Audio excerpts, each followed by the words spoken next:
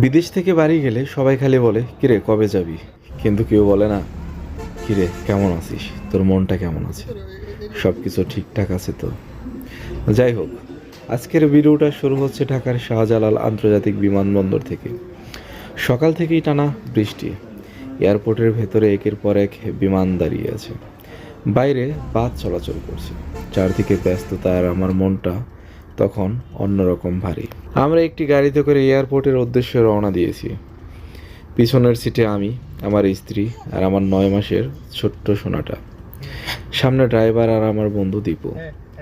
গাড়ি চলতে চলতে দীপু মোবাইলের ব্যাক ক্যামেরা দিয়ে আমাদের ভিডিও করছে, হাসতে হাসতে বলছে ইসরাফিল তো ব্লগ বানায়।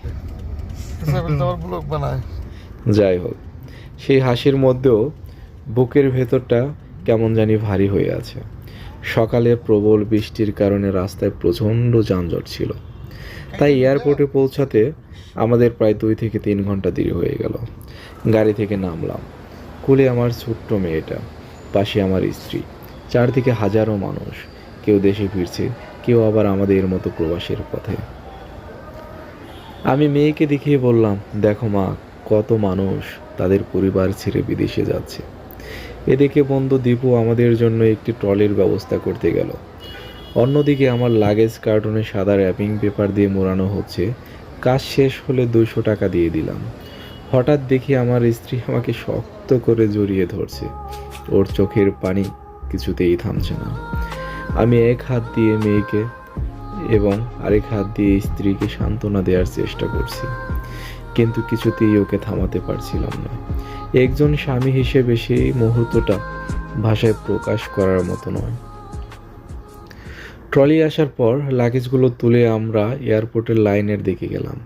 বৃষ্টির কারণে আগেই অনেক দেরি হয়ে গেছে, তার উপর বিশাল বড় লাইন দেখে মনে হলো আজ বুঝি আর ফ্লাইটই ধরতে পারবো না। তাই একজন আনসার সদস্যের কাছে গিয়ে বললাম, ভাই, আমার হাতে একদম সময় নেই, একটু সাহায্য করেন। আলহামদুলিল্লাহ, তিনি খুব সুন্দরভাবে আমাকে দ্রুত ভেতর প্রবেশের ব্যবস্থা করে দিলেন। এরপর প্রবাসী কল্যাণ কাউন্টারে প্রয়োজনীয় সিল ও স্বাক্ষর নিলাম। তারপর বোর্ডিং পাস সংগ্রহ করে ইমিগ্রেশন পার হয়ে অপেক্ষার লাউঞ্জে চলে এলাম। জানালার পাশে দাঁড়িয়ে বিশাল বিশাল বিমান দেখছিলাম। দৃশ্যটা খুব সুন্দর ছিল, কিন্তু আমার মনটা তখনও বাইরে, আমার স্ত্রী আর ছোট্ট মেয়ের কাছেই পড়েছিল।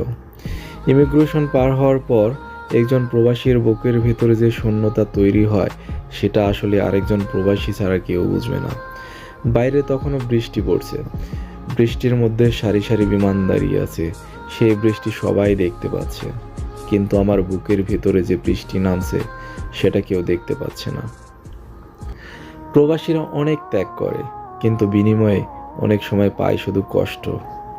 ছুটিতে দেশে গেলে অনেকে জিজ্ঞেস করে, কবে আবার বিদেশ যাচ্ছ, এখনও যাও নাই কেন, কিরে এত দেরি কেন, কবে যাবি? কিন্তু খুব কম মানুষই জিজ্ঞেস করে, ভাই তুমি কেমন আছো, তোমার মনটা ভালো তো? দেখেন রাস্তাটা কি সুন্দর। প্রায় আধা ঘন্টা অপেক্ষার পর বোর্ডিংয়ের ঘোষণা এলো।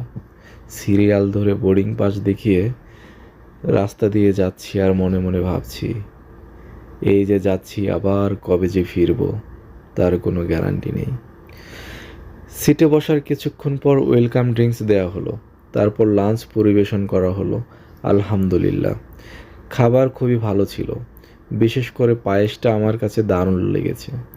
কিছুক্ষণ পর টয়লেটে যাওয়ার প্রয়োজন হলো, কিন্তু সামনে অনেক লাইন ছিল, তাই জানালার বাইরে তাকিয়ে রইলাম। উপরে শুধু নীল আকাশ আর সাদা মেঘের সমুদ্র।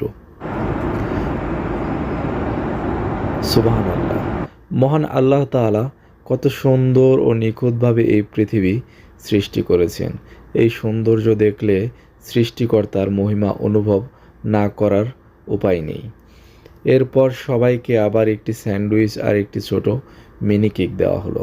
কিছুক্ষণ পর আমাদের বিমান নিরাপদে সৌদি আরবের মাটিতে অবতরণ করলো। আলহামদুলিল্লাহ, সবাই দাঁড়িয়ে আছি দেখুন।